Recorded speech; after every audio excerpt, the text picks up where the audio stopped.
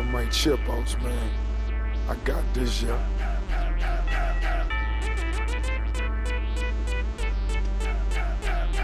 And now, this is the moment you've all been waiting for. It's time to listen to Reece and Dan on the Ankle Pick Pod. Ankle Pickers, we are back. If you just listened to Set the Spread, that closed. We got one more till we close out the year. And the usual suspects are always here as well. And I'm going to start with the guy that has on-jaw microphone quality. Danny, how you feeling today? What up? What up? We're doing all right. Good. That's all I like to hear. And Kobe, life's treating you well? Life's treating me well. Fantastic. Glad to be here. Brightest point of my week coming and talking to you boys. Me too. And Country Club's been gathering news and notes for us. So we'll get to that in a little bit. And we'll also have his insider opinion from a casual perspective that he honestly just doesn't even have the casual tag anymore, but we need one because Danny and I are too far down the rabbit hole. Okay. So we are going to start with the recap. As usual, recap is going to be short and sweet. This was UFC Orlando, full crowd, and the main event, or the headline was Stephen Wonderboy Thompson versus Kevin Holland. Kobe, have bonuses ready as always, but I'm going to go through a couple of the big ones. So first things first, and more importantly than anything else, friendly ankle picker himself, Jonathan JSP Pierce, notches a bloody victory, wasn't his blood, thankfully, over Darren the Damage Elkins, and slots himself into the number 14 rankings. Anything to add on that other than we'll have him on hopefully this week or next week, and that he is a rising prospect, and featherweights need to be alarmed. Yeah, that was a perfect fight for him. He dominated all 3 rounds, and like you said, it wasn't his blood, and blood does a lot to sell in marketing. And I think that fighting a guy like Darren Elkins like that with the big moment where Darren gets checked out from the doctor, and that'll be a clip that lives on, and that'll be big for JSP as he moves throughout his career. And ankle pickers too. JSP, go follow him on all his social medias. You'll find him at JSP. He's a great follow, and he'll be on later this week. Okay. My underdog, Michael Johnson, hit. Happy about that. My other pick hit, Francis Marshall. Happy about that. But Dan, the most important pick, swinging a whiff. Kyle Daukaus falls to Eric Anders in truly dominant fashion. Anything to say for our miss? Because it's so few and far between, Dan, that I don't even really know what to say other than sorry. I don't know. No, it definitely not any apologies. We're going to get back in the lab and get some green numbers going forward. This was, I guess, just the case of a too quick of a return for me. We saw Dolidze break his face, and then Eric Anders absolutely smash it. So, yeah. I think he needs some time off. And I just feel like a misread, too, on the whole Daukaus clan. Also want to give you a shout out for your pick, Philip Rowe. You did officially place that, yeah? Well, I had it tracked on my Twitter, but this was the first time really ever that my Bet MMA tips got a little bit messed up. I didn't get Philip Rowe in. I didn't get Wonder Boy in. I didn't get my RDA and what was that? RDA and JSP parlay that we talked about being free money. There was a lot of things that I got cut off a little bit and frustrated me, but it's good to know it's just on the right side, made some money for my actual bankroll, but not on my Bet MMA tips. I'm frustrated too because I maybe messed up in bankroll management for this card. I had Francis Marshall straight hit. I had Michael Johnson straight hit. I had a Jonathan Pierce RDA parlay hit. I had Sergey Pavlovich straight hit. I had Roman Dolidze straight hit. Great hit. But I had all those for half units or to win 1 unit, and I had risk 3 on Daukaus, which really felt like a kick in the nards. So let's talk about that.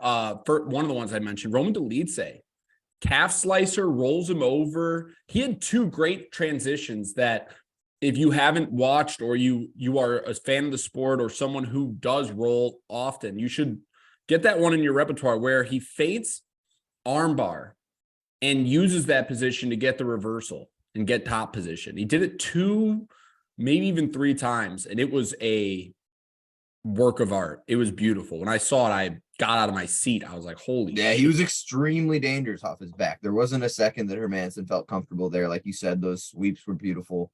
And then the setup I watched it, I think in slow motion, like 30 times. I just kept sitting there trying to figure out like, oh, wait, so how did he grab where did he lock his legs? And it was honestly beautiful. The big mistake, obviously there were 2 from Hermansson. Letting go of the position and kind of giving Roman his back in that situation really made it so the calf slicer was more dangerous than it should have been.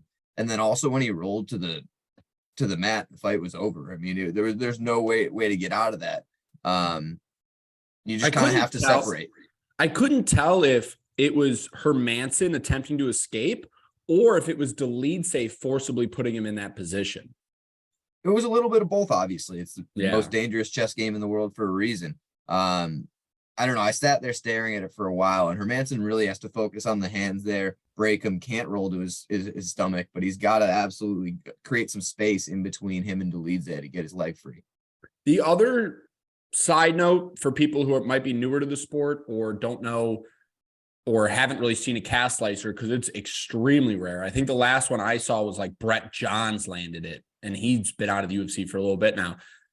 Calf slicers actually are not a submission that does any permanent damage. You can't break any legs or any joints, or obviously you don't get knocked out. It's a pure pain tolerance thing. But essentially it is extremely painful, a lot of nerves in there. But if you can endure pain, let's say you're Tony Ferguson, you'll never tap to a calf slicer. And Hermansson didn't tap, so I don't want to say that's kind of what I was saying, was when he rolled to his stomach and there was just no escape. I mean, he wasn't going to tap, but he wasn't going to get out of there. Yeah, he was in so much pain.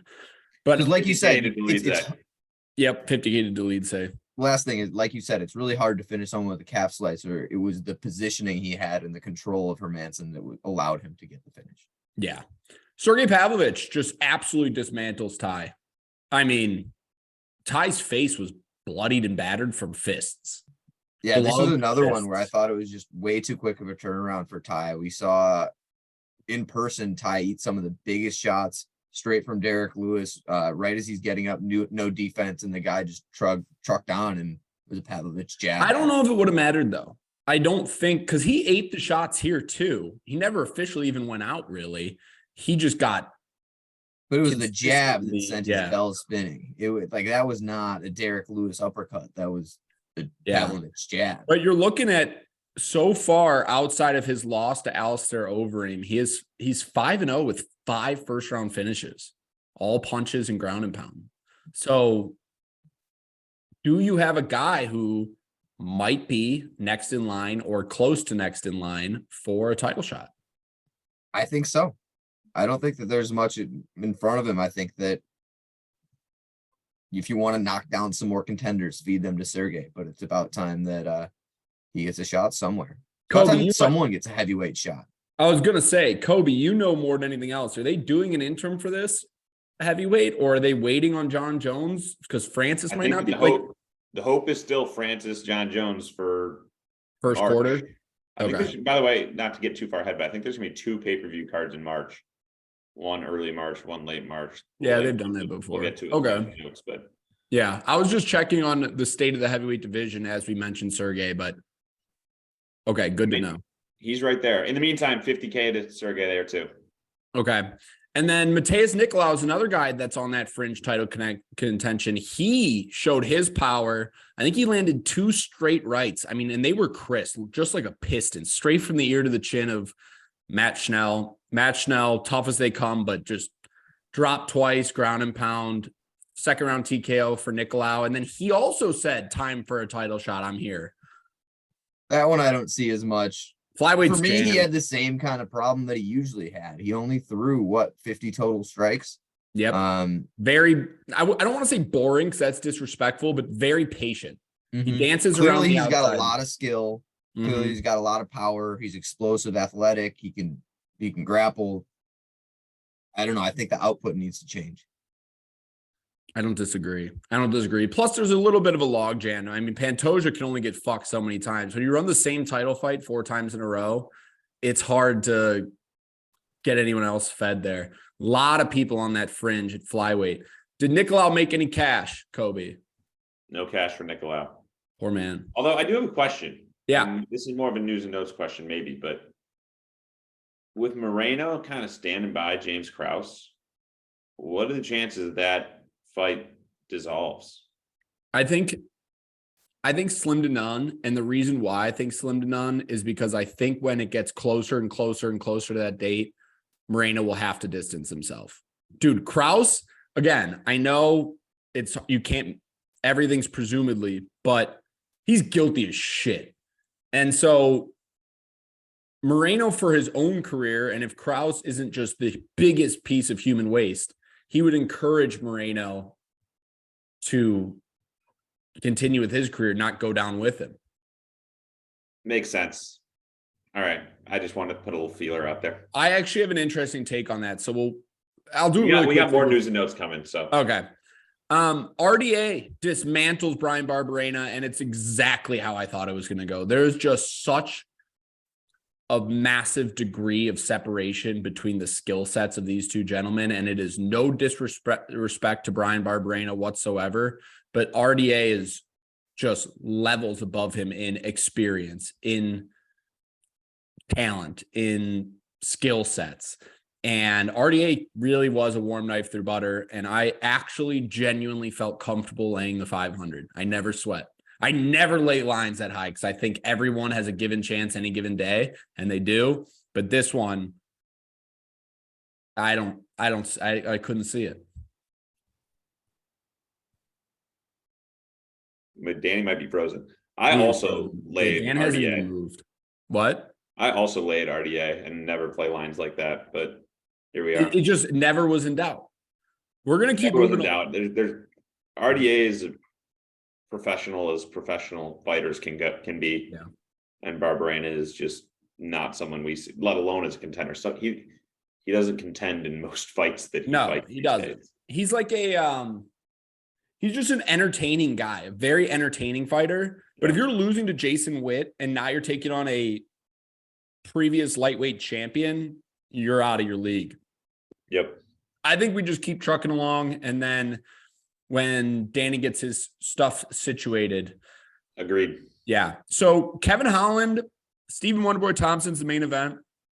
And I'm assuming this is fight of the night. This is fight of the night. Deservingly so. Yeah, because this got a ton of love. Just even from Twitter, I've seen a lot of people calling fight of the year or what a fight. Here's my takeaways from this fight. 40-year-old Wonderboy still's got it. Guy's fast as fuck.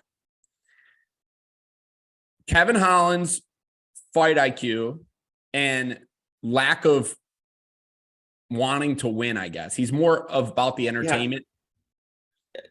I think you hit the nail on the head. I don't even know if it's fair to call it fight IQ because I think he knows. Maybe not. I think he knows. I mean, I think he does know, but even his coaches, they caught a corner glimpse where his coaches were like, "Stop letting him up." Right, and that was after the second or third round. Then. Right. And he had been letting him up in the first and then the second. They didn't say anything in between 1 and 2 and in between 2 and 3. Yeah, he got those takedowns effortlessly, and he's a big man for 170. He could have grinded out that round, but. So does that make you rethink what you said about Wonderboy though a second ago, where he still got it because he's got it against a guy that's going to fight a perfect fight against him? Yeah, I think realistic fight. So the way I look at it is anyone who's going to stand and strike with Wonderboy's clearly still got it. Tough task for him. Yeah. He's very fast. He's very accurate, and he still has the pacing and the cardio. That's one of my big takeaways is he was able to stay on the outside and stand and bang with him for 4 rounds. Yeah. So in that sense, he still got it. But if you were going to pin him against anyone who's even willing to take him down, I think it's going to be a long night for him because Kevin Holland did it relatively easily. And there's not a single name in the top 10 that won't want to take him down, except maybe Sean Brady. Sean Brady would want to take him down. Sean Brady's a wrestling monster. Sean Brady. So you're right. Probably no one. What about like Vicente Luque? Is he in the top 10 still or no? Yeah, he's sitting there 9. Luque wouldn't take him down, but that fight I think's already happened. In yeah, I was gonna say, haven't we seen that fight? Yeah. Interesting. Well, whatever. So for now, it's Wonder Boy looking as good as ever, and which I don't mind seeing. Right. So that will recap Orlando. I think Kevin. I've got a couple notes to add here. Yeah, to this card or just news and notes in general? To the card. Go for it. Women's dogs. I think we actually only have one more women's fight scheduled this entire year because there aren't any on UFC 282. What a gift. We're sitting plus 57.95 units. Insane. Per the science. Went 1-0 last week with Angela Hill cashing as a dog. Yaragui. That closed outside the 350. Closed minus 360. Okay. So the alternate science, which that one helped. I've been more championing this more than anybody else, and I'm not really suggesting that one as, we should be betting that. Only one minus 350 or greater women's fighter this year has lost. That was Loopy against Angela Hill. Yeah. And that puts the alternate science up 13.8 units in 17 fights if you're laying 5 per fight, which again, high variance, not a lot of proof in that pudding, but worth noting thus far. And we'll do this into 2023 as well. And you could maybe even have a system where all women minus 350 or higher, you ride and you flip the other side, because when the skill gaps are this different and there's the lack of finishing, it makes you think that there's an ability for maybe 2 systems in one. Right. Maybe it's the same system. And then, that's, we're not accounting for we're not forgetting any fights by using that science. Right. Every single fight gets bet on. And together those are plus almost 70 dead even, 71 units in 2022. Well, it'd be different because we'd have to figure out what the winners paid. That's just with. No, I've done it. I've already done it. Interesting. Okay, yeah. So you could have a double system there. So the only other thing I wanted to add was ankle lock notes. Yep. In our competition.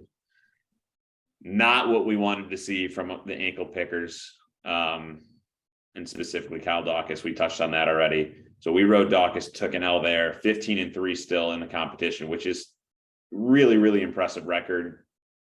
Still good enough for first place, but that huge lead that we had is no longer a huge lead. We're sitting at positive 44.8 units, and second place is positive 42.47 units. Okay. Yeah. 2 minutes left. Yeah. He hit on Michael Johnson. So it's it's going to be very close coming down to the last 2 fight cards. Definitely nerve wracking, definitely extra tape session. And yeah. Wild. It looks like Danny's trying. I don't know. Yeah, he is. Doing, but in the meantime, should we jump to news and notes? Yeah, I'm in. Is there big fight announcements? Should we wait for Danny? Actually, we don't have that many big fight announcements. I'm down to go through news and notes. I'll just tee you up for this one because I know that you've got the take here. And we've touched on this already today even, and we spent a little bit of time on this last week, but the saga of James Krause and whatever's going on there. Yeah. So we found out late last week that the Ontario Alcohol and Gaming Commission has stopped offering and taking UFC bets. Alberta soon followed suits. And specifically worth noting, Ontario is the only Canadian province that supports third-party betting, third-party operators like FanDuel and DraftKings. Everything else is provincially owned operators.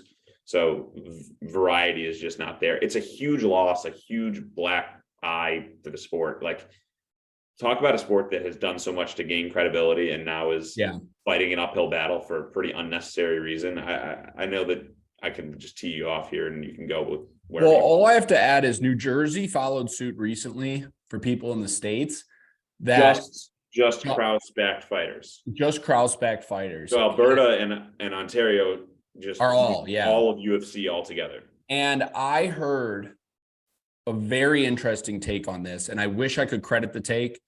I don't remember where I saw this, but the take was that they're going to take a very similar approach to the NBA when the NBA had the betting scandal with the referees.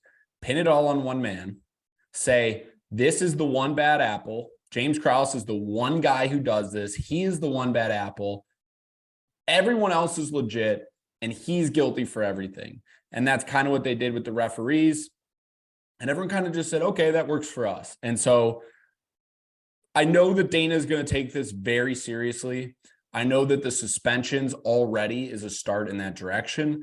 I know that the cut of Derek Minner is a step in that direction. And you have a ton of guys rostered on the roster to begin with that their whole aspirations are to get to that title shot. And they're not going to risk their career so that their coach can place a bet on the other guy and leak information.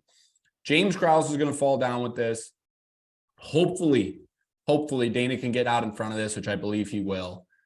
And yeah, because it's a direct slap in the face to what we do. I mean, what if our ankle lock is James Krause, someone that fights at Glory or used to fight at Glory, and now half our people can't follow, can't tail? That's a problem. Are you hesitant to place any kind of wager on any Krause affiliated guy? Like, I mean, we look at TJ Brown on the card that we're about to talk about. Yeah, no. And the reason why no is because I think it's kind of like a sickness, and that sickness has been removed. And you saw it with Miles John. Miles John said, oh, my coach was suspended. He went in there and got the job done still. And I didn't even know his coach was suspended. So I think that the bile that is James Krause has been removed, and that especially the elite people that are able to separate and say, yo, what you did is fucked up. I don't want anything to do with you. There's so many good gyms. They'll be able to progress just fine. So maybe for the short term, because it might be a coaching mix-up, like they might not have. We've also seen, we can get to it in a second, but we've also seen some Krause fighters remove themselves from fights. We saw Jeff Molina get replaced. So I didn't hear anything about this. Yeah. I mean, not immediately. Like last week, we saw Marcelo Rojo fight, and this week we're going to see TJ Brown fight. Mm-hmm. But we have seen some of the higher profile guys just step aside for the time being. Which, remember, and this is going to be a quick tidbit, but remember the whole Aaron Rodgers, Ryan Braun saga where Ryan Braun looked Aaron Rodgers dead in the eye and said, I swear to you, I'm not cheating. And then Aaron Rodgers went to all the news outlets, said he's not cheating. Then they found out he was cheating. That's how I would feel about this James Krause. If James Krause is telling these guys, I'm innocent, they put their careers on the line to say, yo, we're stepping out of our fights until justice is served. And then he's guilty. And he just took money out of these guys' pockets. And I don't know James Krause, but from the vibe I get from his podcast, his Discord, and the events that has transpired, maybe that's something he's willing to do. I don't want to bemoan this anymore. I think we just got to move on. Like, it's hard to move on because it's directly shitting on our plate, though.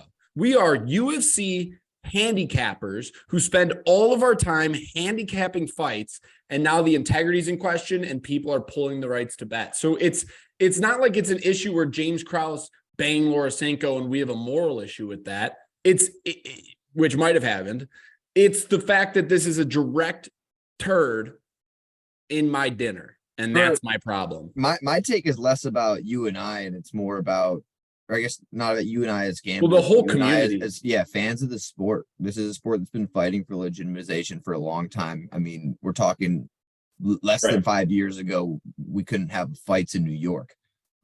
We just had our first fight in France. It's been an uphill battle to get away from the Just Bleed crowd and the UFC 1 through like 5 no rules kind of madhouse. And I think that this is a bad mark. And that's one of the reasons too why I'm so fired up, is because I remember the stigma around being a UFC fan used to be really bad. I remember it because I've been a fan of the sport for a really long time. And when I told people, hey, come over and watch fights, or, oh, do you want to watch fights? It'd be like, what the hell's wrong with you? Are you into gladiators?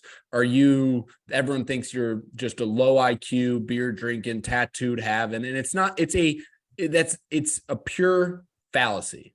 And so just like what you said, the fact that the legitimacy to have it in New York, have it in, I think, every state, and now in Paris. And I mean, the Canadian provinces, I think it's Ontario and Alberta pulling UFC. Yeah. It's pulling MMA gambling off of their books is a really, really bad one. Yeah. And if I was someone who's fought so hard for the legitimacy of the sport, like a Dana White, I would be pissed. But I'm with you, Kobe. We've talked about it 3 straight episodes. We'll keep a bookmark in it to see if anything else evolves, which I'm sure it will.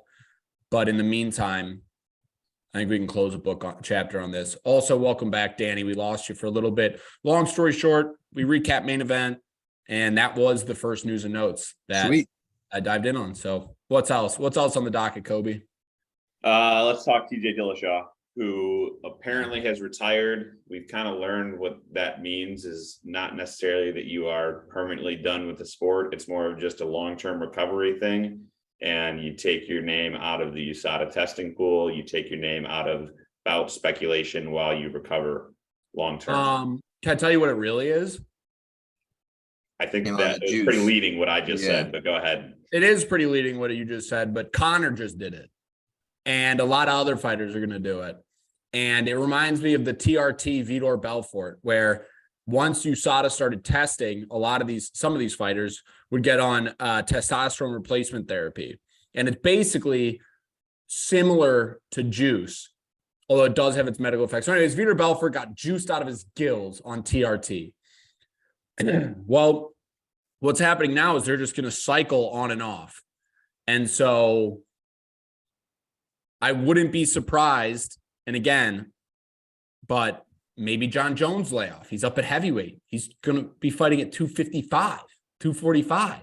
He got out of the pool. Conor McGregor, he got out of the pool. TJ Dillashaw now is seemingly getting out of the pool. So it's interesting. I mean, it's a smart loophole, to say the least. But man, TJ Dillashaw just can't seem to get out of his own way as far as like the PR aspect. Like whoever his PR person is needs to be paid overtime. Horrible. They're definitely working overtime. Let's talk Dustin Poirier. Yeah, he has some sort of staph infection going on in his foot, some scary stuff. Obviously, he tweeted the picture of his foot and not looking great, and that he was going to get out of the hospital, but then he's back in the hospital as of today. Today was Thursday, the 8th. And I didn't see that he was back in the hospital. Yeah, the medicine's not responding. I had seen a tweet that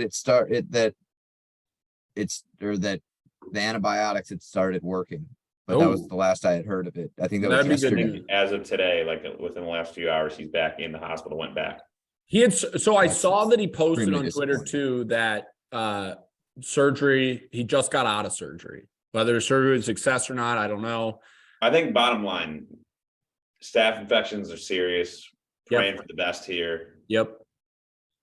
I don't know what kind of recovery timeline it takes from a staph infection to get back into fighting shape, but I can't imagine that this is something that is quick for whatever reason. It's so praying for the best for a guy that we all like and is a really, really, I don't know, not just a really good fighter, a real contender. And a real good dude. Yeah. And one of the most likable guys in the sport, period. If anyone wants to see the effects of staph and but look up Kevin Randleman's staph, STAPH. Kevin Randleman, ex-UFC fighter. It is one of the gnarliest things I've ever seen. There's like a hole the size of a grapefruit in his armpit from staph that he just left untreated. So definitely dangerous stuff. Stay safe out there. Be cleanly. One fight to announce, not the biggest of names, but it's actually the only announcement we have for this week. Nasrat Haqparast and Jamie Malarkey in Perth. So that'll be Malarkey in Perth on February 11th, 284. And that card's getting filled out. I know Malarkey is an Oceania region fighter, but it feels like there's a ton of guys off that card still. Like the whole city kickboxing crew, Della Maddalena. I think Della Maddalena called for a spot there, though. I think. I hope they all get on. I'm just noticing the card's getting a little full. Hey, I don't know about you guys, but I'm down for like 25 fights. Let's go all day. Let's go from 12 to 12. I think I'm seeing 11 total right now, so there's still a little bit of room. Yeah, probably 3 or 4 more. We had London announced as the venue, or O2 as the venue in London for UFC 286. That'll be in March 18th. Yeah, thinking about going. Sweet. March 18th is actually Ankle Pick Reese's birthday, so I might go to the O2. Why not? I mean, that'd be incredible. Do we have any kind of idea I mean, we have an idea, but is there any kind of official announce of who we've got headlining that card? Or are we going to get Leon like Edwards, an Arnold Allen? Leon Edwards, Kamaru Usman. For sure. No. I think that you're probably right. But this fight this weekend does make Patty probably available. Molly McCann probably available. Darren Till probably. Aspinall probably. Aspinall, I don't know what his injury's looking like. I don't want to get way out ahead of my skis, but we had been circling March for both Aljo versus Cejudo and John Jones versus Ngannou. Is London a pay-per-view? Definitely. Yeah, I assume so. It hasn't been in years past. It is UFC 286. It's announced as 286. Okay. So you might get Leon Kamaru. Patty will probably be on it. Meatball Molly will probably be on it. Tom Aspinall would be a great lead. Fun card. Patty Pimlet, Ilya Topuria. Ilya smokes him this weekend. They get into it this week. Watch, they're going to be like a little scuffle because they're on the same card. Book it. It's all designed. Except Patty would never sign that. He's too yeah. Need more books. Also, wait. Pop culture. Team Patty or Team Ariel? Yeah, did we not cover that in the news and notes? Not yet. Yeah. I mean, I'm not. I guess I wouldn't say I'm team either in this. I'm situation. Team Ariel. Yeah, it sounded like Book Ariel. Dana and Patty. Right. I like Patty a lot. It just sounds like he didn't exactly tell the truth, and Ariel kind of flamed him. Media sticks to me with media, baby. Oh, I also have one more quick news and notes. Go ahead. It's official. If you have UFC 4, Shavkat Rakhmonov is playable. And wait, it's official with like quotes, because I tried the second I saw that tweet this afternoon, and I still haven't been able to. I got every fighter update. I can fucking play as Eric Silva, and I can't fucking play as Shavkat. There's one other. Do you see the other guy? No, I didn't, because I clearly don't have it. Murad Dvalishvili. He's got 4.5-star grappling, 4.5-star health. Love that. 8-star cardio. And 3 striking or something like that. Or 4 striking. But so I'm gonna be in there. I'm just gonna be fucking wrestle fucking people online. So let's go. All right, we can transition into UFC 282. One replacement to announce: Robbie Lawler, unfortunately out of the card with an injury. In replacing him against Ponzinibbio will be Alex Morono. One other thing before the full transition, we are releasing this. Are we going to release this tomorrow morning, Kobe? So Friday the 9th. Friday the 9th. So if you're listening to this Friday the 9th, you have downloads on, we got you covered. Bellator 289 is tonight, Friday night, December 9th. And it's got the top 3 or 4 fights are disgusting. Must-watch television. So get out ahead of that. Bellator 289 sick. And I also have a bunch of interview clips and sound bites that will be posted on all our social medias. So enjoy that. Get invested in the storyline, because Sabatello and Stotts genuinely hate each other. So if you're someone who loves to see 2 guys go to war, you're going to see it. So I'm excited for that. Oh, and Danny's boy, Magomed Magomedov, the double Magomed, rarely loses. And he's taking on Patchy Mix, which is another extremely high-level fight. So I'm juiced to the gills for Bellator 289. Would you guys like to add anything before we segue to 282?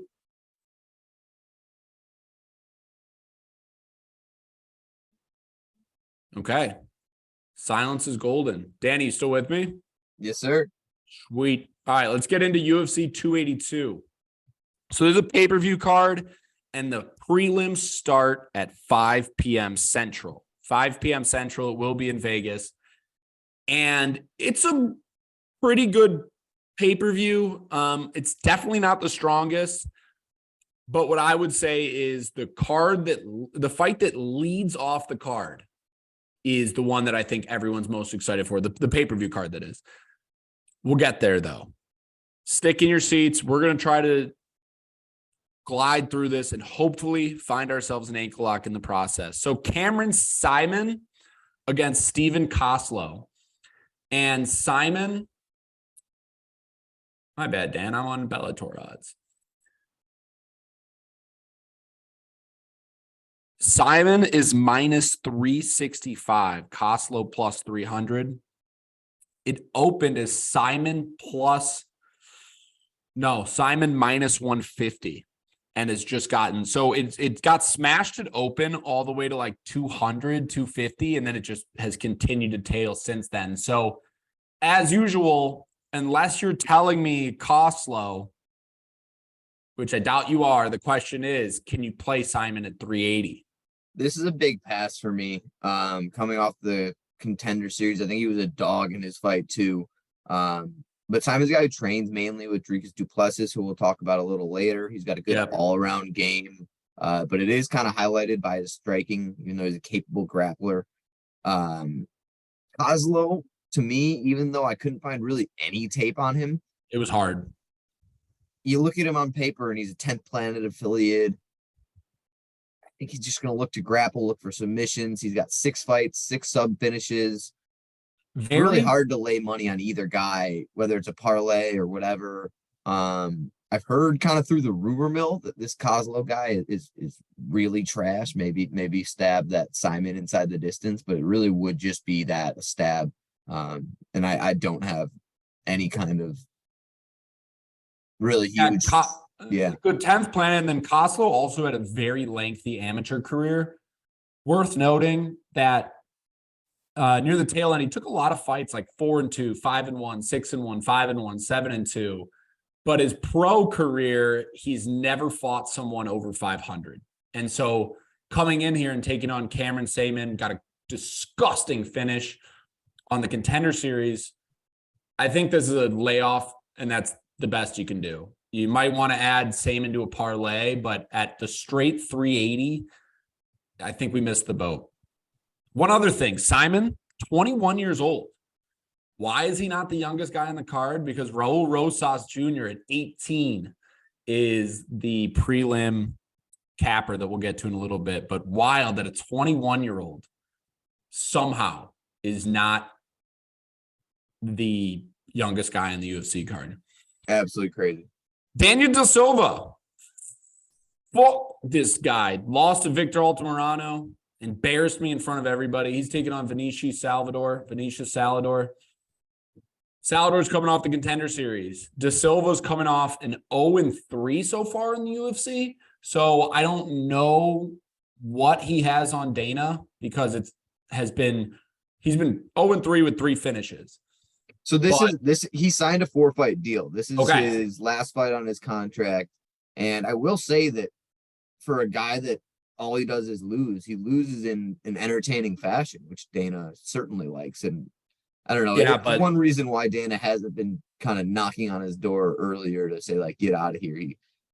Even though he's not a Salvador opened at minus 200. Salvador opened at minus 200. He's now minus 250. And I don't know enough about the Salvador. The only fight I've taped is the Contender Series fight, and I actually remembered watching it. Look, I mean, I won't back Daniel Da Silva again, because Victor Altamirano is like some of the bottom rung. And so if you're losing to him by finish, I'm out. I'm not touching you. Not to mention the Frankie Figueiredo knee bar. I don't even want to think about it. And so with that, I'm just like Shark Tank, I'm out. Yeah. I'm wiping my hands of the whole thing. Now, I wanted to run something by you, Dan. Never mind. I was going to say under, but it's under 1.5 for a flyweight fight is minus 200. Yeah, can't be doing that. What the fuck? I might take the over. So far, 2 passes. Eric Silva, we just mentioned him, taking on TJ Brown. We just mentioned him. So TJ Brown is glory or Eric Silva's glory? TJ Brown was formerly a Glory MMA fighter. Okay. So TJ Brown, Eric Silva, and it's minus 110 each way, dead split. It opened at Eric Silva minus 225. And watching the line trajectory is kind of like watching, looking down a ski slope. It's just pretty straight down. Maybe a couple moguls here and there for anyone who skis, but it's pretty straight down. And now it's at dead even. Danny, is there a lean? Because this fight intrigued me as an aspect of Eric Silva's 35. He's coming off the Contender Series. He did put together a great finish. But then TJ Brown on the other side is a guy that we've backed before, I believe against Charles Rosa. I mean, is there a spot here? 110. If you have a conviction on someone, this is a spot. I really don't. Like you said, it's a huge red flag for me. Silva making his debut at 35 years old, making his actual professional debut only 6 years ago, versus a guy like Brown, who's a lifetime mixed martial artist, will be the better athlete in here. But kind of like you were alluding to, he's not a guy who's ever really beaten even a medium level fighter. Yeah. He beats up on the Kai Kamakas and the Charles Rosas, but I mean, even guys like Jordan Griffin. Yeah, I was going to say Jordan Griffin, Danny Chavez. Mm-hmm. And so TJ will be a capable grappler with a lot more experience. But you know what? Eric's another guy who's a capable grappler. And so it's hard for me to really find a side here. It's going to be a pass on my end. Sorry, I was looking at Parker's communications with our future guest. Yeah, pass. Has to be a pass. I don't disagree. I think that if you had a conviction on this, let's say you've done your own taping or research, and I think either one of these guys you can make an argument for. I'm just not putting my hard-earned money there. Billy Quarantillo taking on Alexander Hernandez, 145-pound fight. And Alexander Hernandez is plus 145, Billy Q minus 170. Billy Q opened at minus 210. Alexander Hernandez getting a little love. And Dan, I'm going to start this one off because Alexander Hernandez blew on the scene with a Superman punch, I believe, over Beneil Dariush. Knocked him out cold. I was on Beneil Dariush that night, and I was watching and I freaked out. And I go, this kid is legit if he's beating Dariush like that. Followed it up with a victory over our guy OAM. Follows it up with a victory over OAM. And I'm like, dude, I got to buy stock in this kid. That was a fight where OAM could have won and rolled for a heel hook. And yeah, that seems to bite me more than it should. It does, doesn't it? But ever since then, it's been slow treading. And he's been coming off. It's crazy. He goes loss, win, loss, win, loss, win, loss. By that science, it's a win here. But Billy Q, a guy you like a great deal, and coming off a good performance against Shane Burgos, beating the snot out of Gabriel Mowgli Benitez. Has the price come down enough where you're tempted on Billy Q? I'm tempted. The problem is the way that I know that both these guys fight, I think I'll get a better price after round one. And ultimately, I do think Billy Q is going to win this fight. He's an awesome fighter, both to watch and bet on. Move forward constantly, sets an unreal pace, puts a ton of pressure on his opponent, willing to grapple as a jiu-jitsu black belt when he thinks he has an advantage. But man, Hernandez, like you said, he's a fast starter. He's got explosive power. He's a good striker, decent wrestler, but his cardio just does not keep up. He's not the most durable. I like this spot for Billy Q. I think I'm going to love it a lot more when it's closer to even after the first round. One thing I'm worried about with Billy Q, though, is strength inside there. Billy's more one natural 145er. Alexander Hernandez is bounced between 55 and 45, and he's strong. And so I'm wondering if you let's say this stays in the clinch or Hernandez does get the takedown. Do you think the size might be a factor at a dog price? You're getting a guy who walks around probably 10, 15 pounds heavier. Not for 15 minutes. I think it could be a factor in that first round. But ultimately, I think Billy's going to take him to deep waters and really see what Hernandez is made of. So to be clear, your ultimate approach here most likely is going to be a live bet round one, Billy Q. I'm probably going to go the approach of like half my bet, like a small unit and a half before it starts, and then add on to that after round one. Okay. I could get behind that. Chris Curtis taking on Joaquin Buckley at 185. That's an underrated banger. And Joaquin Buckley is loaded. Yeah, it is. Joaquin Buckley minus 165, Chris Curtis plus 140. Joaquin Buckley opened at 125. And here's what's weird about this line movement. It initially went in the way of Chris Curtis. So it opened at Buckley minus 125 and actually got to 110 each way. And then it instantly came back down to 167, where it sits now, 165. So what's interesting about that is the initial perception of the market was Chris Curtis. And then after time, and they've actually sat with it a little bit, it's come all the way back to Joaquin Buckley. The reason why I'm so fascinated by that line movement is that's kind of what happened to me. I saw this fight get announced and I go, man, I'm having a tough time picking a favorite. Chris Curtis has been on a roll. Stylistically, this is an interesting fight. But the more I've sat with it, Dan, and the more I've taped on it, I like Buckley here. And the reason why is I think that Buckley's biggest downfall is his size. For 85, he is built like a Mack truck, but he almost rarely, if ever, has height and reach. This is a good fight for him matchup-wise. Chris Curtis has a very similar build and has a very similar fight style. And I think that when I look at the skill sets of these two gentlemen and I analyze their striking all week, which ultimately is where I think this fight takes place, I think Joaquin Buckley is just a little bit more powerful, a little bit more crisp, a little bit more accurate. And that's ultimately why I'm leaning the Buckley side here. You know, this one was it's a hard one for me to call. I see where you're coming from, and I think Joaquin's going to have a lot of success striking kind of at range. And I do tend to fade Chris in the pocket with those combinations. I think that he's kind of better at stringing punches together than Joaquin is. But Joaquin's as dangerous as they come. This is a guy who, similarly to a lot of heavyweights, I kind of knee-jerk look immediately at the overs because he's a guy that's been perennially bet inside the distance and under and against Abdulrazak Alhassan. Against dangerous guys. It's whatever. It's been a recipe for success, but I think it's kind of caught up on me here. I'm looking at the line and it's significantly minus for the under or for the over 1.5. But I do think both of these guys definitely respect each other. And that's something you love to tip is the first round sometimes, especially in the big heavyweight fights, sometimes just get thrown to the wayside. It's a patty cake match for 5 minutes, really helps you hit that 1.5 cover. That might 100%. Be the case here. Yeah. 100%. I think that's incredibly likely. Ultimately, it's probably going to be a spot where I lay off just because I don't love the number.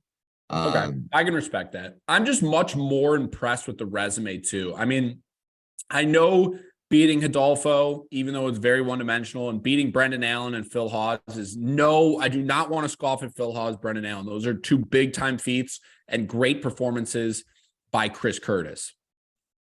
But Joaquin Buckley's beating the snot out of Albert Duraev, who I was really high on.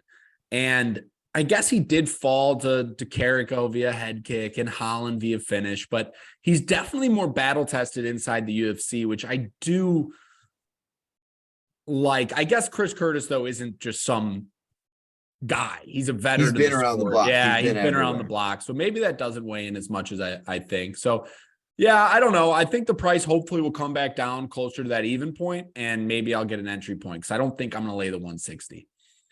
But definitely bookmark this for a potential bonus. Edmund Shabazi and Dolce Lugiambula, 185. That also is a pretty decently exciting fight for different reasons. Dolce Lugiambula plus 245. Edmund Shabazian minus 295. Edmund Shabazian actually opened, Dan, minus 450 and has pretty steadily come back. Very interesting. We're talking about a guy in Edmund Shabazian who opened minus 150 against Nasruddin Imavov, opened at minus 105 against Jack Hermanson, opened minus 270 against Derek Brunson. So Vegas and the bookmakers at least love this guy. But if you're a public bettor, you've been in trouble. Is this the spot where he gets back on that track? Someone's got to get back on track. We're looking at both these guys coming off of 3-fight losing streaks. I do favor the Edmund side. One, now that he's moved away from who was it, Tarvarian, Ronda's old coach. He's now at Extreme Couture in Vegas. Had to be Eric done. Nixick, an absolute legend. But he's always had great striking. He's always had a lot of power. He's never been lost on the floor. His gas tank has always been the thing that's been the huge issue. You can fix that though. And for me, I just think Edmund's going to be a lot faster here. I think he's going to actually have the better gas tank. Dolch is a big middleweight. It's I don't know. He's fought up at light heavy. I just think he's going to be a little slower, a little bit less crisp. Yep. I expect Edmund to counter him frequently. And unless Edmund gasses, I think that there aren't a lot of paths to victory. Well, here's the question that everyone listening is wondering. Is $295 a payable price? I think it's an okay parlay piece. And I think that the inside the distance is probably more what I'm looking at. Okay. And the inside the distance line is fight doesn't go to decision minus 225. So definitely leans on that side. Under but 2.5. Edmund inside the distance at around even over at 5 dimes, minus 135 on Nevada, plus 105 if you can get Betway. I cannot, but. And the other thing too that's interesting is the under 2.5 is minus 170. So a sizable amount of juice taken off if you want to lose that last 2.5 minutes. I mean, I think this is Edmund Shabazian's fight to lose. I think the fight camp change is great. I think that the losses are actually great. It's big time learning lessons. He's not going to give up. He got fucking crucifixed by Imavov and just stood in there and ate them all. Yeah, and he's been done no favors throughout that run. I mean, it's Derek Brunson who's just going to wrestle him for 15 minutes. It's Jack Hermanson who's capable anywhere. I mean, let's not forget that he was winning 8 of the 9 minutes he just fought against the lead. And then Nasruddin Imavov, who I have a ton of respect for. I still think is a budding prospect. Absolutely. And I think that this is the first time he's kind of been given a get back on track fight. Absolutely. Almost since the Jack Marshman fight. Absolutely. The other thing too that's worth noting is I've never been high on Dolce. He came in, so he was in an African organization, and he's physically a ridiculous specimen. He is a humongous man, built like William Knight, just an absolute Mack truck of a human. But he's 35 years old. He's very raw. He's been riding his physical gift. And when you see him fight guys that are very skillful, you see it becoming a problem. And he also has a propensity to gas out, i.e. the Marc-Andre Barriault fight. So I think Edmund's a pretty safe play here. And I think that in a lot of ways, he's fighting for his UFC contract here. I mean, he'll work his way back. Like if Edmund goes to the regional scene, he'll mow through everybody. Like it's just more like, how do you sell the data? Hey, I've lost 4 fights in a row. Dolce also lost 3 fights in a row. And if I just lost to him, it's a tough sell. Last thing is, Edmund went over to Extreme Couture, which is where Punahele Soriano trains, who's the last guy who knocked out Dolce. So there should be some kind of game plan tips there, or at least a successful game planning against Dolce. Punahele also has a somewhat similar fighting style. So that actually is a decent training partner too. Like you could get some good rounds in with Punahele. Jairzinho Biggie Boy Rosenstruik taking on Chris Daukaus at 265. The big boys. Daukaus plus 145, Jairzinho minus 170. The line opened at Jairzinho minus 160. and instantly got smashed to like 190, it looks like. Yeah, 190, and then has slowly tailed back starting December 3rd. So last 5 days, it started tailing back to where it's settled in now at minus 170. Dan, I'm going to start you off here. And the reason why is because you're a big guy in the Biggie Boy camp. You've always been a fan. You've gotten historically better reads on Chris Daukaus than me.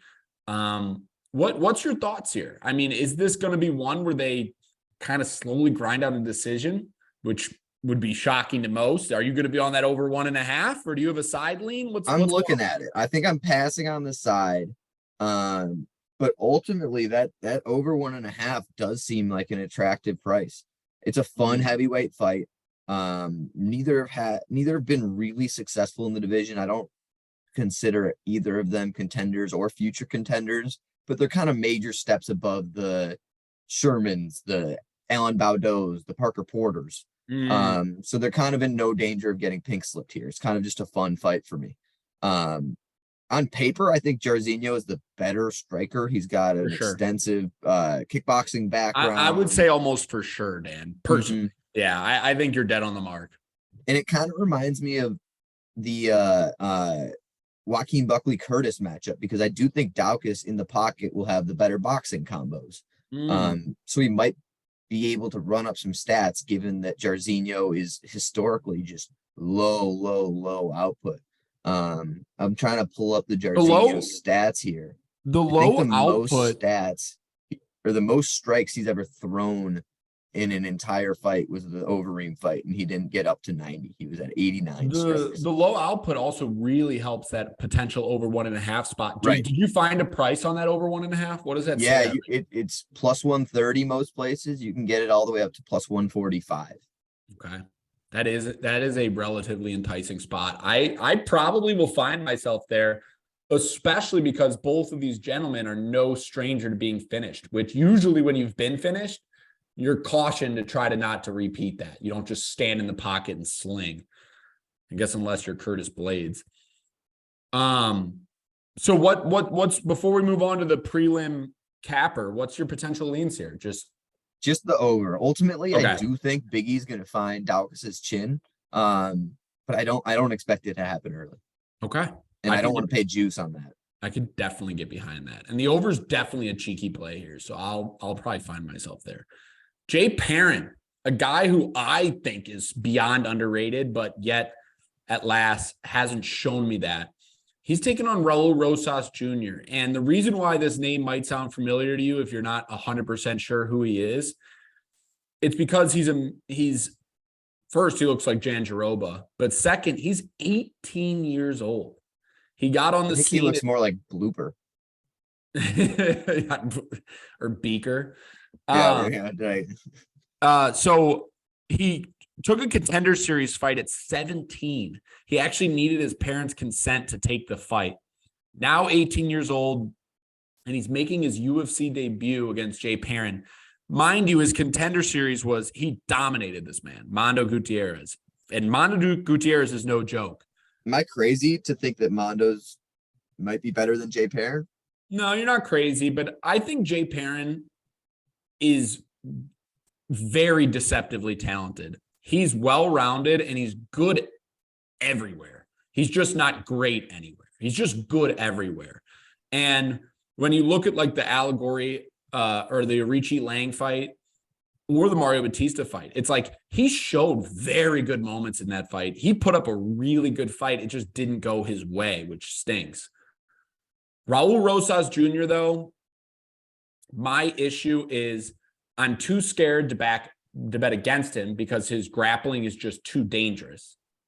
But I'm also too scared to bet for him because it's an 18-year-old making his UFC debut. The one thing that I want to add that bodes in his favor, it is in the UFC Apex. He has fought here before. Wait, is it Apex? I thought it was T-Mobile. Am I crazy? No, I might be off my rocker. Oh no, you know what? It is T-Mobile because it's pay-per-view. Duh, great catch. It's pay-per-view, so fuck me. Full fans in arena in attendance. So I take back what I said. That does make a big difference in my opinion. I will say you're not wrong about anything you said. I think I've got more confidence in this spot in Rosas than you, just because I'm not so high on Jay Perrin. Right. Rosas, like you said, is extremely green, but he has a style to his fighting that is easily, I guess if he builds upon that style, it's a style that has led to championships. I mean, it's reminiscent of GSP. It's reminiscent of Khabib. It's a chain wrestling, relentless presser, jiu-jitsu for days. Just really attractive style to bet on. And ultimately, I think that there will be a spot to fade him. I don't think Jay Perrin's the guy. And so I think I'll probably have Rosas in a parlay here. He won't be the key piece of any parlay.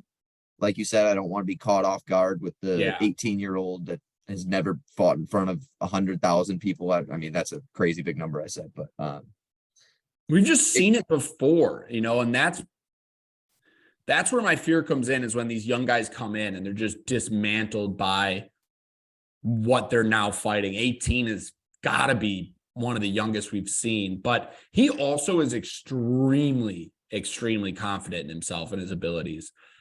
I think this could go one of two ways, Dan. You either are kicking yourself because the 18-year-old comes out and just doesn't perform properly, or you just got an absolute gift of a spot on a guy who's going to end up being a phenom that you can point to and say, that guy you're paying minus 600 on, I got him at minus whatever it is, 205. Versus a guy who might not be in the sport anymore. Right. Against, I like Jay Perrin, but I'm on an island. Okay, that'll do it for the prelims. Let's get to this main card. UFC 282, just absolutely disgusting pay-per-view card from two perspectives. One, entertaining. Patty Pimlet's on it. Everyone loves it. But two, you got a light heavyweight title fight and this fight that we're about to break down that I'd love to swap the Pimlet Gordon with the Mitchell Topuria. Oh, I think everyone agrees. Yeah.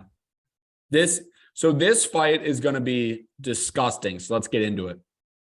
Bryce Mitchell, 15-0 featherweight, is taking on Ilia Topuria, 12-0 featherweight.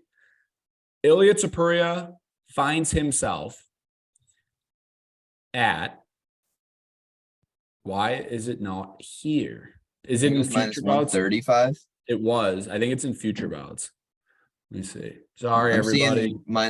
So it is in future bouts. So it's minus 140 plus 120 on Bryce Mitchell. This line opened at Ilia Topuria minus 150. So here's the movement here. Minus 150 gets to minus 200 all the way up until November 1st. And then it has slowly come down since to where it's settled at 140. I'll be honest, Dan, I genuinely believe the minus 200 is a more accurate line. I'm with you. Yeah. I think that we're going to see a major coming out party for Ilia Topuria this weekend. Yep. I taped this in depth to see if I'm missing something. And I still think Ilia is the guy. And I don't want to take it. Hurts me because I've been a big Bryce Mitchell fan. I've made a decent amount of money cashing a couple of tickets. Yes, Charles Rosa, pretty big, touchy-feely. I was on the other side, Edson Barboza. But I do think Ilia is just on a different level. Yeah. Mitchell is a great fighter, like I just said about Rosas, the chain wrestling style, relentless. Doesn't give up when he's been stuffed 6 takedowns. He's going to go for that 7th, cook him to the bone, position over submission, grappling style. There's a lot to like. Topuria just is a complete package. Greco-Roman background, great for stuffing takedowns, legit BJJ black belt, not worried on his back. Extremely dangerous striker, the combos, the body digs. He's just the complete package. He's a phenom. He's a legitimate phenom. And he rallied hard against Jai Herbert. He got caught. And you know what the thing is, though? What? Bryce Mitchell's not a 6'1" kickboxer. So you literally took the words right out of my mouth. I was going to say, Bryce Mitchell, if there is a hole in Topuria's game, Bryce Mitchell will not find it. Now, the question is, if these two were to roll, would it be completely one-sided? No. And I think Topuria is going to have great success. So, Dan, potential ankle lock here? Potential. Okay. I'm scared to do it against Bryce Mitchell too, but this is a cheap price for a guy that I don't know if he'll get under minus 200 anytime soon. I agree. I think this is one of the cheaper prices. Another one where you look back and be like, I got Ilia Topuria against a one-dimensional fighter. Right. Especially if Bryce Mitchell's career goes like a little sideways, people figure out his jits a little bit. I mean, the Edson Barbosa fight, Edson's the definition of on his way out. So we'll see. This is the fight. Pin this one. This is a potential fight of the whatever. This is going to be sick. Okay. Darren Till, his long-awaited comeback against Dricus du Plessis, 185. And the line is du Plessis minus 175, Darren Till plus 150, du Plessis open minus 135, and it's pretty much come straight down. A ton of movement, Dan, on December 3rd. It went from minus 143 all the way to minus 188 in like 2 days. So late money or late-ish money is coming in on du Plessis here. Look, I'm going to give you the floor here because I'm not sold on du Plessis from what I've seen inside the UFC. And it's not that his resume isn't impressive. It's just that I'm not sure where this all came from. He kind of busted on the scene. He doesn't really pass the eye test. Right. Nothing looks super crisp. Nothing looks super dominant or strong, but clearly the power's there. Clearly turns people's lights out. Right. And he's had 3 UFC fights, 2 against, one of which is Marcus Perez, one of which is Trevin Giles. And so, like, I don't know where this rise to being a ranked fighter in the UFC is coming from. I know he had a really long African regional scene. I know that I believe he was a kickboxer. Those KSW fights, the Roberto Sislik fights are freaking awesome. Check those out if you haven't, listeners. So maybe that's where a lot of this instant stardom has come from, but he's number 13 ranked middleweight in the world, and he's beaten 3 UFC guys, 2 of which are fringe or no longer with the promotion. What am I missing? Only been booked on big pay-per-view nights. We're talking Adesanya Cannonier, we're talking Poirier McGregor. This is a guy from the very beginning. They said we're going to put the marketing machine behind you a little bit. I don't know, and it's a tough spot, but at the current price, I think I'm going to be on Darren Till small. I know he's on as cold of a streak as they come. I kind of agree with you, Dan. But I believe that there still is an elite Muay Thai striker in there. Not to mention the injuries he's been dealing with. We're talking broken collarbone. We're talking tearing his ACL a week out from the Derek Brunson fight. But he's just a guy has a similar problem to Jairzinho. He's a great counter striker. He dropped Robert Whitaker 2 fights ago, but his output is just not there, and it tends to have him lose minutes.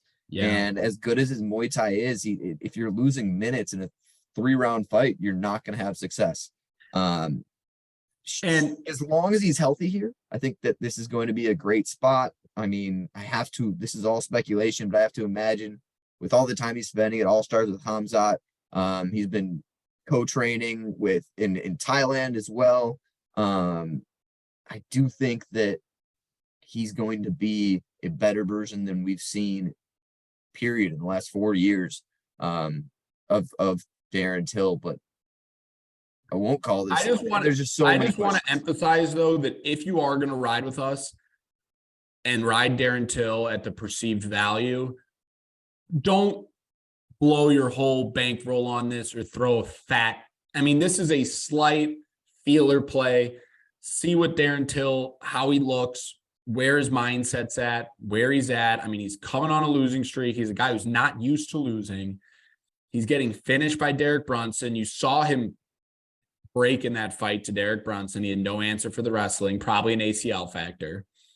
And so just stay within yourself on betting Darren Till, because I know he's a fan favorite. I know he can hype it up in all these things that he he's got it, and he does, but just don't chase or blow your load on Darren Till. I like it. Dan likes it. Usually a recipe for success, but don't go nuts. Don't go There's crazy. so many ways this could go wrong. Exactly. Santiago Ponzinibbio taking on a short notice replacement in Alex Morono. And Alex Morono's plus 155, Ponzinibbio minus 180. Ponzinibbio opened at minus 260, but that's still much smaller than where he opened against Robbie Lawler, which was minus like 400. So 260, Alex Morono getting some love and is kind of adjusted around this 155 area, and Ponzinibbio settled in at this minus 180. Like, look, like, do I think Ponzinibbio is the better fighter? Absolutely.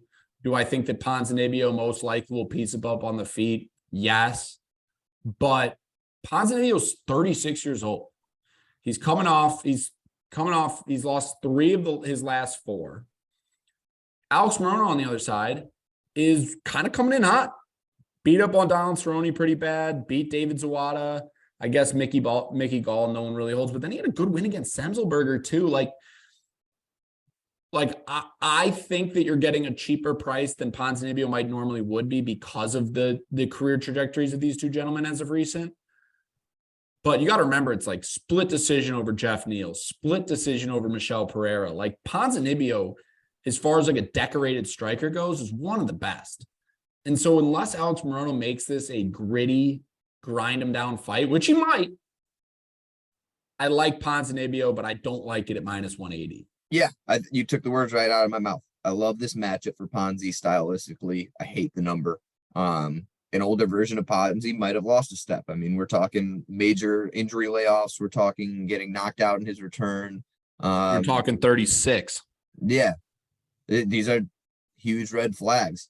But I do think that he's going to beat Alex to the punch, and Alex is really hittable. So I kind of agree. And Morono is a guy who's been open about how I don't care about the title at all.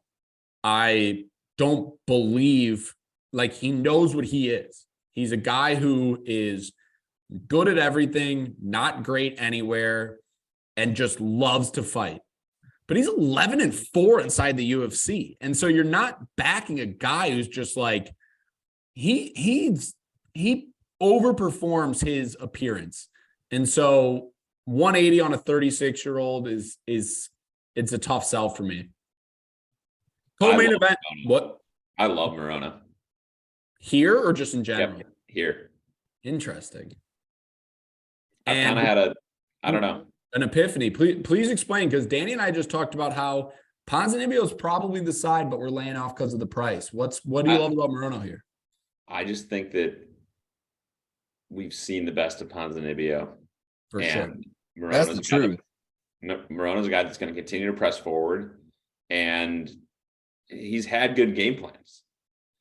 I mean, we've seen Ponzinibbio lose against guys with questionable game plans. And Michel Pereira last time out, he lost it. I mean, Michel's a superior striker to both these guys. It's a split, but that was a one-sided striking advantage. I think guys like Leach, guys like Jeff Neal are a level above Alex Morono. I agree, but since he lost back, those he fights. took 3 years off. Ponzinibbio is 1-3 in the UFC, and it's against real names. But I don't know. I think that we don't like his Baeza win as much as we have in the past. But you might be onto something, especially because of he beat Neil Magny, took a significant layoff, and since then he's been finished, win, loss. I mean, but even before that, he was slated for a title fight against Kamaru Usman before he hurt his hand. There's still that guy in there. Alex Morono wouldn't sniff. It wouldn't and has never and will never sniff. Yeah, I don't think you have much argument that Alex Morono from a talent perspective is better than Ponzinibbio. The question is, I'm making on we've seen the best of Ponzinibbio. It's behind us. And Morono isn't Kevin Holland that will let Ponzinibbio stand up if he gets the takedown. Yep. Okay. When was the last time Morono wrestled? Not to stick on this fight. Let's move on. I truly have no idea. But, I mean, he trains out of Fortis. I didn't see any wrestling from my tape, though. So we'll see, but the shoot's in there somewhere. He landed a takedown against Anthony Pettis in 2020. He lost that fight too to a washed Pettis. All right. Paddy Pimblett, Jared Gordon, co-main event. Paddy Pimblett's exactly where you think Paddy Pimblett is, minus 250. Jared Gordon plus 210. The line opened at like in the 100s. It opened at Paddy Pimblett. Wow. It actually opened at Paddy Pimblett minus 125 plus. So that was on October 22nd. And by October 23rd, it was Paddy Pimblett minus 170. Almost makes you think it's an errant line. So we'll call 170 the open. And it's pretty much gone 170, 180, and just straight to 260. If you're going to be on Jared Gordon, now's the time. I don't know how much more runway this Paddy Pimblett has. But, I mean, look, I'm going to be honest. Dan, if I'm picking a side here, I'm on Jared Gordon. I don't think Paddy Pimblett deserves that price tag. At the same time, I've seen the UFC and how they operate. Sean O'Malley's a great example. When they have a prize who is as entertaining as they come, they do what they can to keep him on top.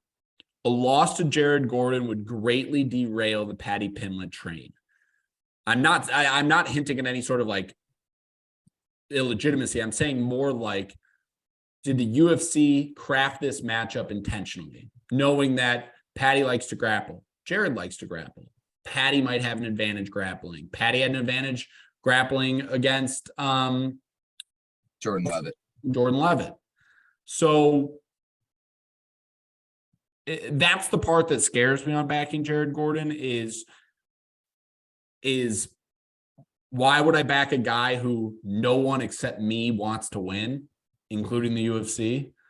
But I'm also not going to get off the fact that all of 3 years ago, he's losing in Cage Warriors. And he's getting stung in every single one of his fights. I'm talking Kazula Vargas. Almost lost to Vendermini. He was on skates. And then he also got stung in that first round by Vargas. Jordan Leavitt was the most dominant performance yet. So he is starting to get his skates under him. But Jordan Leavitt's a different kind of fighter. The way I see this fight playing is I do think you're right. Jared will outperform his number, probably get a takedown, probably win a round at top pressure. I've heard from guys like Bilal, who trained with him a lot, that he's got some really heavy top pressure. So Jared Gordon and Bilal were actually roommates, and they trained a ton in Milwaukee. And Bilal, before Bilal's trajectory, would come out a lot and talk about how amazing of a training partner Jared Gordon is. Now, and how much training all the time. Yeah. Now, how much of that's friendship, I don't know, but it's worth. Yeah. I mean, that's another good point, Dan. That really is. I don't know. I just don't know if the UFC is going to let Paddy lose. Jared's worth a sprinkle. You're right. The thing about Paddy, though, is he's an all-time opportunist. He only needs to find that single opening late in the second or maybe in the third. I think that Paddy has a big moment where he either lands a hook or he takes Jared's back and ultimately finds the finish after Gordon wins 10 minutes of this fight. The other thing, too, that's most important that I want everyone listening to understand is if you are betting Paddy Pimblett here, you need to be aware that you are giving up value. You're giving up expected value in exchange to be on Paddy Pimblett. Any sort of edge you have, any sort of advantage that you think you have has been McGregor priced out of here. He has been bet up to a price that is purely name and personality based. I cannot emphasize that enough. And so if you are, I want expected value. If you run this simulation of a fight 1,000 times, I want the edge and the guy who's going to win it more often or outplay his number. Then you always have to bet against Paddy Pimblett because Paddy Pimblett will never perform to his number because he will always be steamed in the opposite direction. And so that's betting 101. It stinks because most people hate betting against the people they love. I get it. I know people who will still bet Conor McGregor no matter what. Even they were betting Conor McGregor he was like plus 160 or whatever against Khabib. Like, it's just what it's part of the game. And so you got to either be on the side of I'm going to bet with my heart or I'm going to bet with my expected value. And I'm usually the expected value guy. Now, Patty's burned me 3 times in the UFC already. So I don't know if I'm going to be on Jared Gordon. But if I needed a dog shot, Jared Gordon's it. I love it. Main event. Jan Blachowicz, Magomed Ankalaev. Magomed Ankalaev, Jan Blachowicz for the UFC light heavyweight 205 vacant championship. This is not an interim. This is a legitimate lightweight or light heavyweight. Sorry, light heavyweight. I've been saying lightweight the whole time. Light heavyweight championship bout. Yuri's going to have a long stint. I'm sure he's going to be next in line. But whoever wins this most likely will be defending and will be honored as the true light heavyweight champion. The line here is Magomed Ankalaev minus 285. Jan Blachowicz plus 240. It opened at Magomed Ankalaev minus 200. Dan, I'm going to shoot it straight with you. I love Magomed Ankalaev.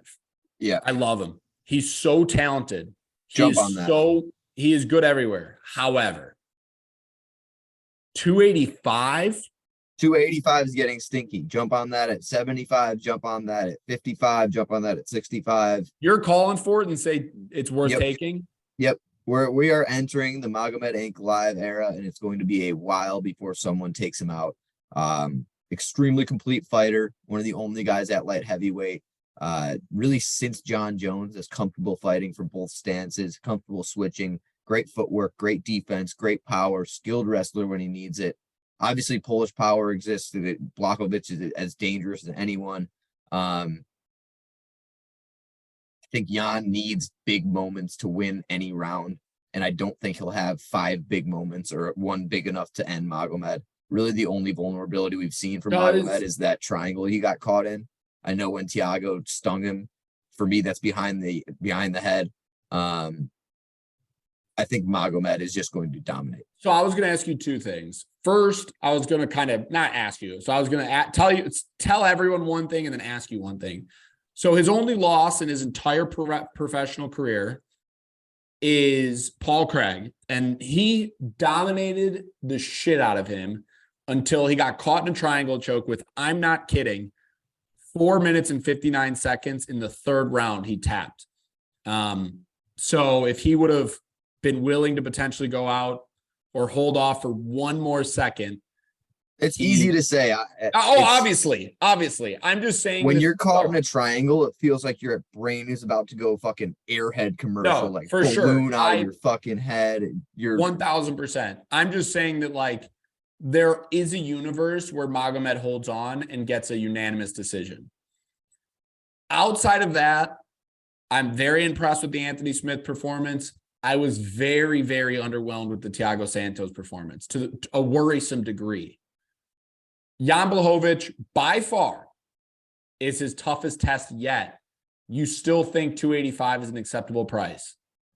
Yeah, I do. Okay.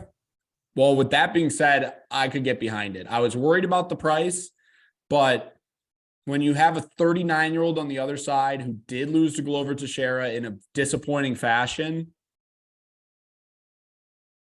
I could see how Magomed kind of makes this a one-sided fight. And maybe I've been overlooking Blachowicz for his entire run, but I mean, his path to this whatever mega fight with Izzy with 2 belts on the line was an old Jacare split decision. Corey Anderson, who got cut immediately after, Dominic Reyes after the John Jones fight, and then lost to Glover and beat Rakic on like a fluke injury 10 seconds into the fight. So, or not into the 3rd round, but Rakic was dominating him. Yeah, Rakic was it was his fight until of a freak leg injury. Rakic was winning. So I don't disagree by any sense of the word. And I think Magomed is the play. So before we close the chapter on 282, I'm going to ask Dan, and I know you haven't placed anything officially, but just do a very quick run through on where I've got Ankalaev placed officially at 270. Okay. So Ankalaev is placed officially at 270. Right when we closed the book, I'm going to jump on that as well and lock mine in at 270 or 280, whatever I can get price wise. What else do you got? Going small until I'm going small till. Probably a little bit smaller than Magomed, but a significant play on Ilya. Okay. I think I'll be parlaying Rosas with Edmund small. Like I said, a lot of ways that can go wrong on both of those, but I do think that they'll be in one-sided fights. And then, like I said at the very beginning, I think I'll go small on Billy and then look for a live spot to add to that. Sweet. So just to piggyback off that, I'm not going to take my first stab until honestly probably Biggie Boy Daukus, and I'm going to take the over 1.5. Ooh, yeah, that's what I'm sniffing too. I forgot about that. I'm going to place a hefty wager on Ilya Topuria. I will put a little disclaimer, though, that might be a heart-fueled bet. I won't even lie. I really love Ilya Topuria. I love Bryce Mitchell, too, but Topuria is just different. Little sprinkle on Darren Till. Little sprinkle on Jared Gordon and Magomed Ankalaev. I think that if you wanted a safety parlay just to make sure that you felt something in the green, I think a parlay, and I'll get you what it pays, but a parlay between Magomed Ankalaev and Topuria's in futures. And Ilya Topuria, it pays plus 132. And I think that is up there with as sharp of a parlay as you can get. So, okay. I think that's it for me, Dan. Kobe, would you like to add anything? Any programming things worth noting? Any house cleaning? I got some underdog sprinkles. All right, hit me. You guys were against it, but I like Chris Curtis at the plus 140-50 range. Sprinkling on that. I'm not so much against that. I had liked the Curtis side until I had taped, and ultimately I'm going to stay away. But I do think, like I said, you've got a game Chris Curtis in the pocket, and that the more he closes the distance, the more success he'll have landing and really outlanding Joaquin Buckley on the stats. I think that we might see a situation where Chris Curtis is running up the stats, but Joaquin Buckley is winning the bigger exchanges, which who knows what the judges will look at. Fair. Morona we talked about, and I'm also on Till. Those are my underdog sprinkles. Okay. So you're joining the Till train as well. That'll do it for Ankle Pick Pod episode a shit ton. We will be back with a interview with none other than Jonathan JSP Pierce. Make sure you go out there, show him some love, follow him on his socials. You're getting in on the early part of a massive ascend to the top. And then we're going to have our awards and our prediction show, which Malort will be flowing. So, and in between, one last episode, one last chance to make money. Mid-December, I think it's a UFC Vegas 66. Yeah, UFC Vegas 66, Cannoneer Strickland. That'll be next week. Okay. So massive things coming from the Ankle Pickers to round out 2022. And we have a shitload planned for 2023. So buckle up. We appreciate you all for being here. Oh,